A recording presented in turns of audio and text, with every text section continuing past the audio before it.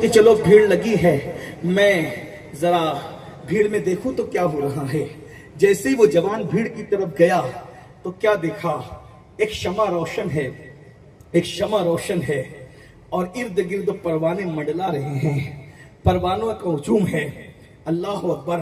اس جوان نے، چھوٹی سی عمر تھی، جوانی کی شروعات تھی، اس جوان نے جیسے ہی حسن دیکھا کہنے لگا کوئی اتنا بھی خوبصورت ہو سکتا ہے، کوئی اتنا بھی حسن والا ہو سکتا ہے، کوئی اتنا بھی جمال والا ہو سکتا ہے۔ اگر 14ویں صدی کی زبان میں اس خوبصورتی کو بیان کریں تو کہہ دوں سرتابہ قدم ہے، زبان پھول، لب پھول، دہن پھول، زکن پھول، بدن پھول، واللہ جو مل جائے میرے گل کا پسینہ، مانگے نہ کبھی عطر نہ پھر چاہے دلہن پھول، دندان و لب و زلف و رخ شاہ کے فدائی، اے در عدن لال یمن مشک ختن پھول، دل اپنا بھی شیدائی ہے اس ناخن پاکا، اتنا بھی مہے نو پہ نئے چرخ کہن پھول، کیا بات رضا اس چمنستان کرم کی، زہرا ہے کلی جس میں حسین اور حسن پھول، کوئی اتنا بھی خوبصورت ہو سکتا ہے۔ حضرت جامی کہتے ہیں، علامہ جامی کہتے ہیں، جہاں روشن است از جمال محمد، جہاں روشن است از جمال محمد، دلم زندہ شد از وصال محمد، دلم زندہ شد از وصال محمد۔ اور کہتے ہیں بصدق و صفا گشت بیچارہ جامی، بصدق و صفا گشت بیچارہ جامی، بصدق و صفا گشت بیچارہ جامی، غلام غلامان آل محمد۔ جامی کہتے ہیں آیات قرآن اب رویت، تفسیر قرآن گے سویت، روئے تو قرآن ماں ایمات ہوئی ایمات ہوئی۔ اور اللہ اکبر، حضرت امیر خسرو نے کہا تھا نمی دانم چھ منزل بود شب جائے کے من بودم، بہر سرخ سے بسمل بود شب جائے کے من بودم، پری پیکر نگارے سر و قد لالا رخسارے، صداقہ آفت دل بود شب جائے کے من بودم۔ اور اللہ حضرت حسان ابن ثابت نے کہا تھا وَأَحْسَى مِن كَلَمْ تَرَقَّتُ عَيْنِي وَأَجْمَلَ مِن كَلَمْ تَلِيدِ النِّسَاء خُلِقْتَ مُبَرَّعًا مِن كُلِّ عَيْبٍ كَأَنَّكَ قَدْ خُلِقْتَ كَمَا تَشَاءُ۔ اللہ اکبر۔ دیکھنے والا دیکھ کر کہتا ہے کوئی اتنا بھی خوبصورت ہو سکتا ہے، یہ کون ہے؟ لوگوں بتاؤ یہ کون ہے؟ پروانوں کی طرح منڈلانے والوں بتاؤ تو صحیح یہ شمع روشن کون ہے؟ اللہ اکبر۔ محمد شمع محفل بود شب جائے کے من بودم، محمد شمع محفل بود شب جائے کے من بودم۔ اللہ اکبر۔ کسی کہنے والے نے کہا انہیں نہیں جانتے، یہ آمنہ کے لال ہے، یہ عبداللہ کا لگت جگر ہے،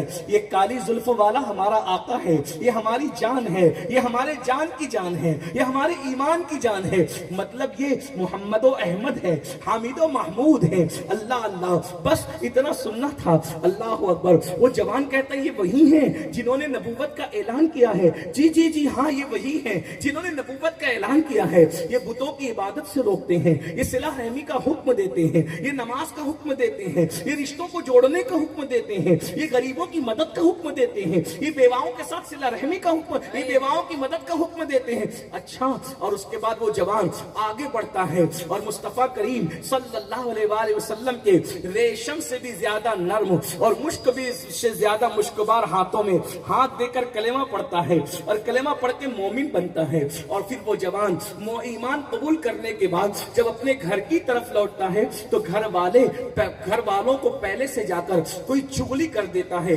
دیکھو دیکھو تمہارا بچہ جو ہے وہ مرتد ہو گیا ہے، محمد کے ہاتھ پر وہ جو ہے کلمہ پڑھ کے معاذ اللہ مرتد ہو گیا ہے۔ جیسے ہی اس جوان کا نام تاریخ میں عبداللہ بتایا جاتا ہے، میں اس تاریخ کے واقعے کو اپنے الفاظ کے جامع میں پیش کر رہا ہوں۔ اس جوان کا نام عبداللہ بتایا جاتا ہے۔ عبداللہ کے گھر پہ عبداللہ کے پہنچنے سے پہلے کوئی چگل خور چگلی کرتا ہے اور چگلی کرنے کے بعد کہتا ہے تمہارا بیٹا معاذ اللہ مرتد ہو گیا۔ جب عبداللہ کے گھر پہ بات پہنچی، عبداللہ کے گھر بات پہلے پہنچی، عبداللہ بعد میں پہنچے۔ عبداللہ پہنچتے ہیں، ان کا چچا نے پرورش کی تھی، باپ کا انتقال ہو گیا تھا، بیوہ ماں چچا کے جو ہے وہ مرہون رہنے منت تھی، چچا کے احسان تلے دبے ہوئی تھی۔ تو چچا جو ہے کہتا ہے میں نے سنا ہے عبداللہ تم مرتد ہو گئے۔ ایک بات یاد رکھنا میرے جوانوں، اچھی طرح یاد رکھنا، عشق مصطفیٰ انسان کو بزدل نہیں رہنے دیتا، عشق مصطفیٰ انسان کو طاقتور بنا دیتا ہے۔ اس لیے دنیا تمہیں عاشق رسول بننے نہیں دینا چاہتی،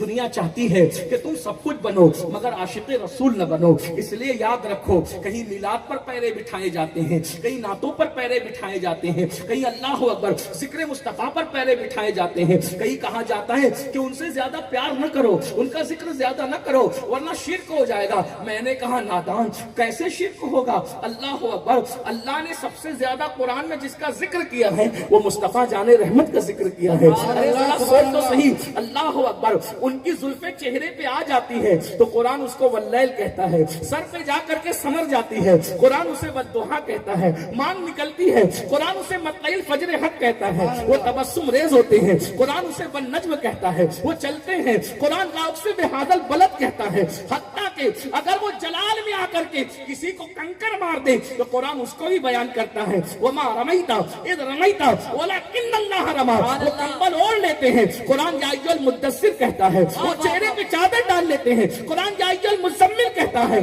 अल्लाह अकबर, उनके सफर को कुरान सुभान अल्लज़ी असरा कहता है, जाने को सुभान अल्लज़ी असरा कहता है, आने को मा दल्ला साहिबुकुम वमा गवा कहता है, उनकी निगाहों को मा ज़ागल बसर कहता है। उनकी अदाएं तो देखो, उनकी अदाओं पे कुरान आता है, आगाज से आखिर तक कुरान नाते मुस्तफा महबूब के बयान का कैसा अनोखा ढंग है। अल्लाह अकबर, इसलिए दुनिया तुम्हें आशिक़ रसूल बनने नहीं देना चाहती, दुनिया चाहती है कि तुम दुनिया के गुनाहों के अंदर मुब्तला रहो, इश्क रसूल न कर सको।